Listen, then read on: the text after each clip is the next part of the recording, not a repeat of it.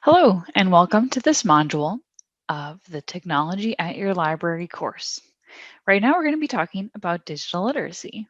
This course is part of the State Library of Iowa Core Endorsement Program. My name is Samantha Bowers. I am the consultant for continuing education at the State Library of Iowa.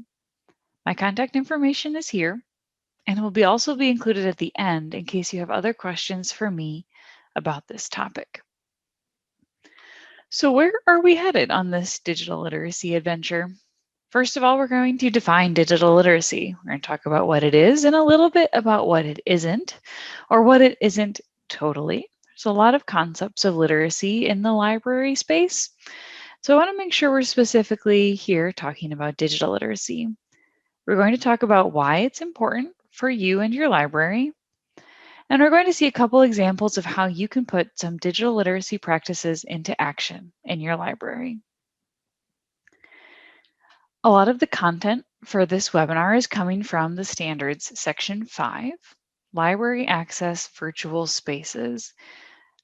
If you're following along at home, these are Standards 35 to 46 in the In-Service to Iowa Public Library Standards. And as of this recording, I'm referencing the 6th edition of those standards. Essentially, what the standard says is that technology and the internet are changing the face of public libraries, and I don't think this is going to be news to any of you because these two things specifically have really changed the world totally. Business, education, communication, you name it, there really hasn't been an area of life that hasn't been impacted by technology in some scope. And as of this recording, which is late 2020, early 2021, this has all been just driven forward at such a rapid pace because of the coronavirus pandemic that we're currently in the middle of. And libraries are a hub of access for their communities, not only during COVID times, but really throughout history. Libraries have provided access to technology, and we're going to talk about what that means and what that looks like.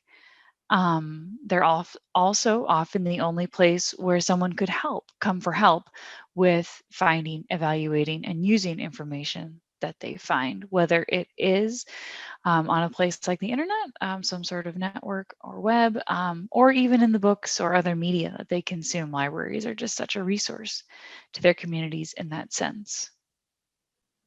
So what is digital literacy? What are we talking about? The American Library Association defines digital literacy as the ability to use information and communication technologies to find, evaluate, create, and communicate information. This requires both cognitive and technical skills. And so one thing I want to emphasize as we work through our way through this module is we've got kind of two sides of a digital literacy coin here. The first is that you, the librarian or library worker, is expected to be digitally literate. You need to be able to do these things in your library and with and for your patrons. And then we're going to close our time together talking more about this, but this also means that you are helping your patrons become digitally literate. Now, what is touched on here are a couple other related literacy concepts as well that I want to take a moment to acknowledge that we're not totally going to get into in this module. But that's kind of more the cognitive types of skills. And that is some related concepts called information literacy and media literacy. So really briefly by information literacy, we mean what skills do you have to help you evaluate the information that you're seeing? Do you know if that's a trustworthy website? Do you know what format of material is going to be best suited to get you the information that you need? Media literacy as well is similar, saying, okay, do I know what angle or what viewpoint this person is promoting when they tell me a fact? Do they have an agenda? Are they truly, are they a neutral source? Do I know how to engage with this in a thoughtful and productive way? So digital literacy, you can see, is combined with those other two types of literacy, but we are specifically here talking about the technology itself, computers, hardware, cell phones, e-readers, that type of thing. This definition of literacy, which you can even just hear as I've been talking about media literacy, information literacy, digital literacy, really has evolved over time. And I like this quote from NCTE, which is the National Council of Teachers of English, which says, as society and technology change, so does literacy. And so if you kind of blow this whole concept really back hundreds of years, at some point, a book was technology. Things were bound on scrolls, or there was an oral tradition, perhaps. And the very fact that the book exists is because technology exists. Technology changed and allowed people to communicate information in new and different ways. And that's essentially what we're talking about when we talk about the internet and other kinds of digital communication tools as well. Technology changed and allowed people to communicate information in a new and different way. And it does not behoove us at all to say, well, I don't need to deal with that technology stuff. I have books and that's good enough for me. Things are shifting all around us. Our patrons have different expectations for how they'll engage with media, with how they'll engage with information. And if we're not prepared to help them do that in a thoughtful way, I think we're not fulfilling our role as librarians. This fact about literacy, as society and technology change, so does literacy, also speaks to libraries' roles as proponents of lifelong learning in their communities. So not only are we saying, hey, you should come to the library to learn how to cook. You should come to the library to learn some facts about the Bolshevik Revolution.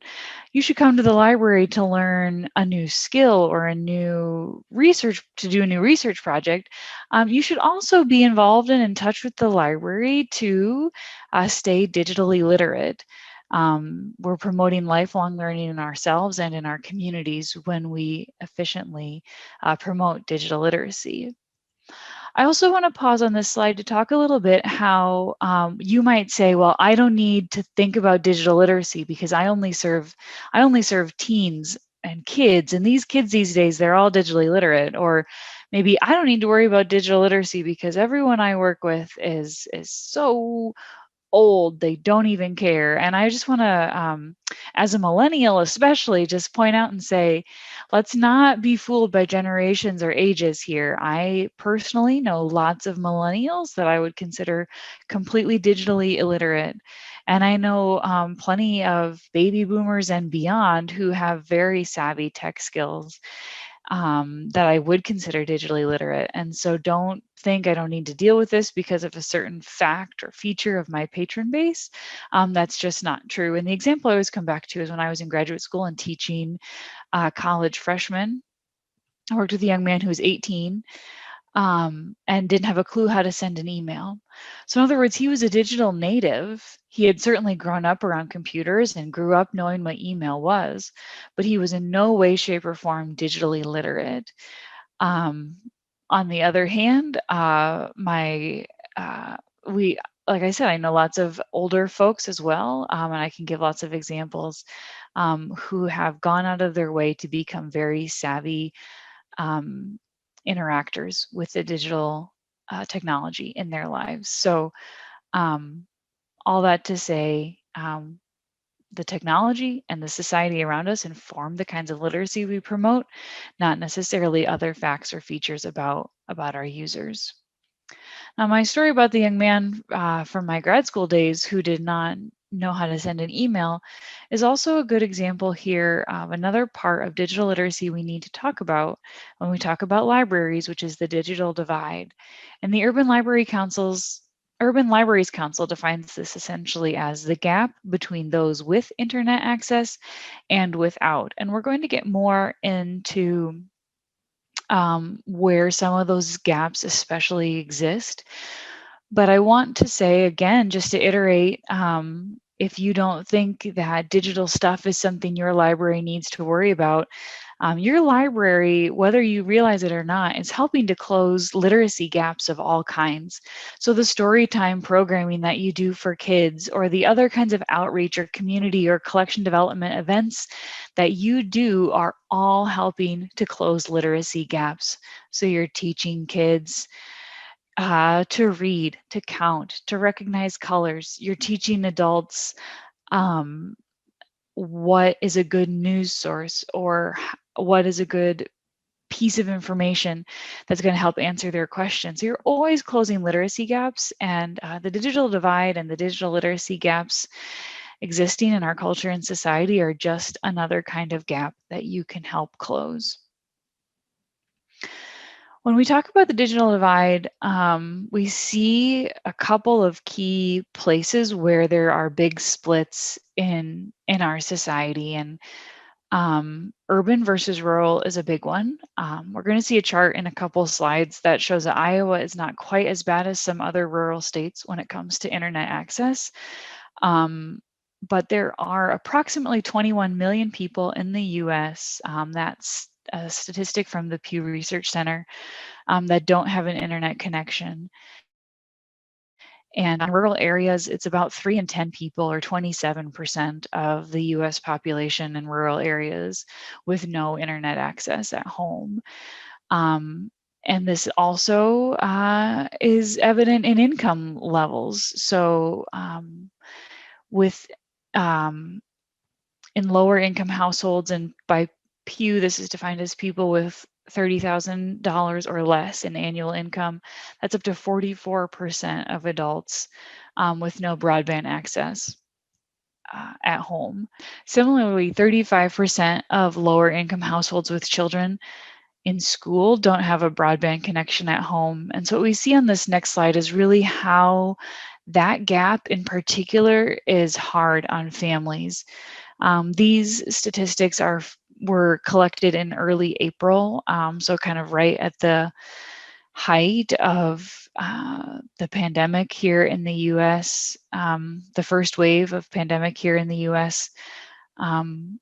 You can see about 59% of students encounter one of these three obstacles: that they either have to do their schoolwork on a cell phone, they have to use public Wi-Fi because there's no internet connection at home, or they just don't complete their homework. And so libraries can particularly help with that second bullet point right there, that they can be that public source of Wi-Fi when there is no reliable connection at home for students. The graph on the right just shows how that is changing by geographic region, so rural versus urban, and it's not necessarily as big of an issue for rural students as it maybe once was, but still it's about a third of students in rural areas unable to complete homework, and not all of Iowa is rural either. You can see these statistics for suburban and urban areas as well, and by income in particular, that this is a huge issue for our families.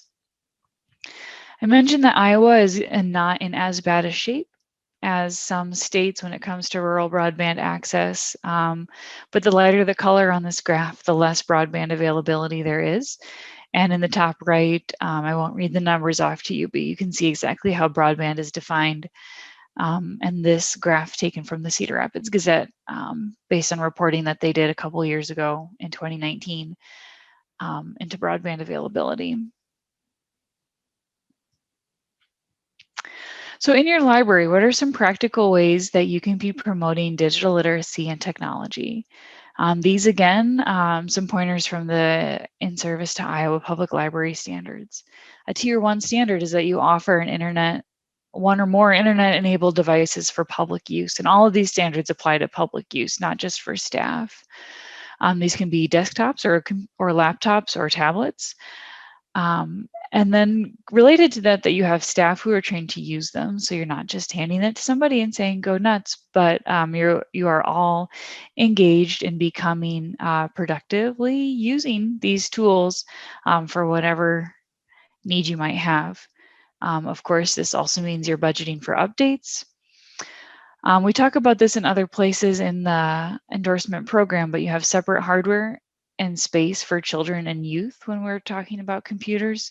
There are some additional rules and regulations that go along with that, and you can find more information in other places on that topic.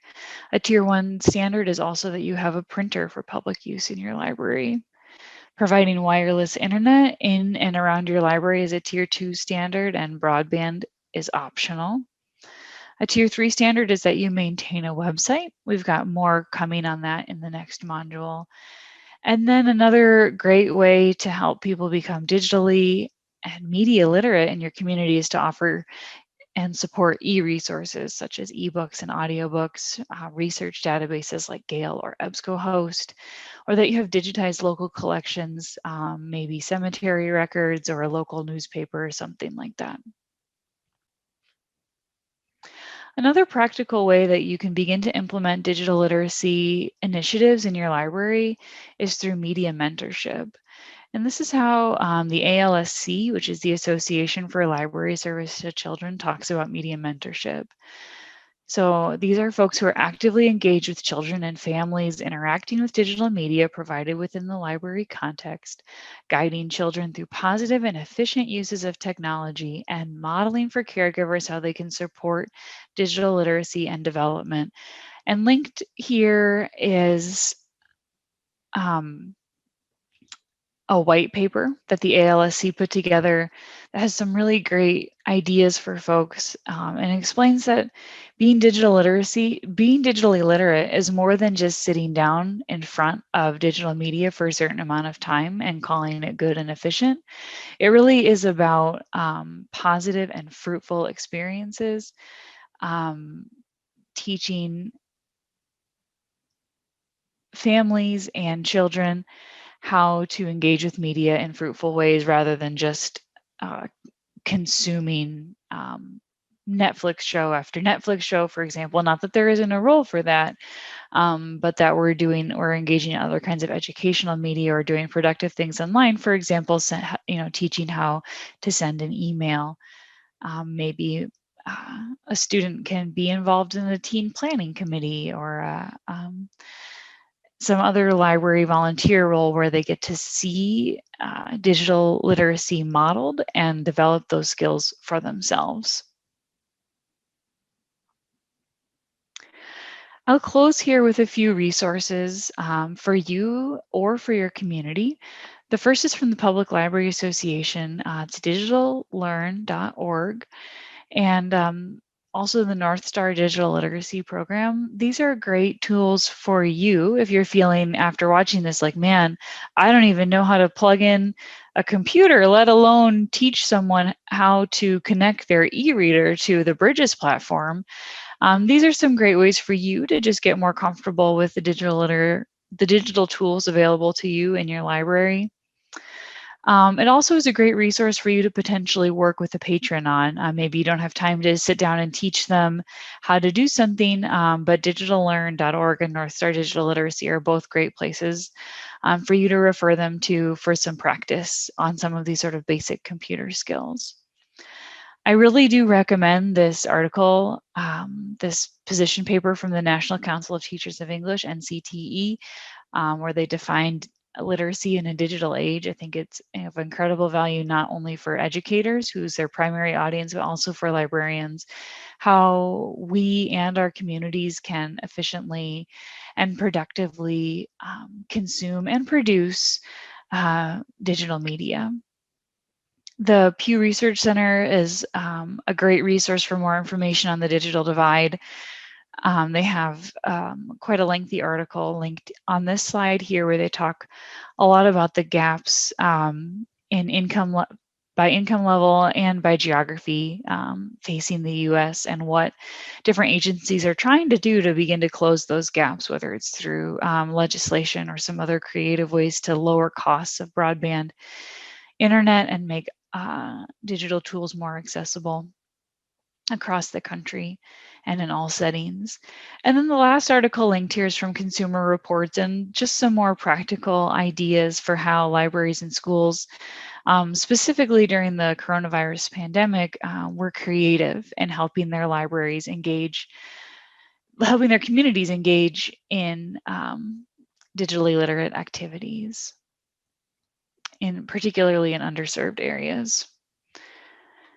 Thank you for spending some time with me here on this topic today. Again, my contact information is included here. There are some quiz questions that follow this module, and then we have a few other modules for you on technology in your library. Thanks so much.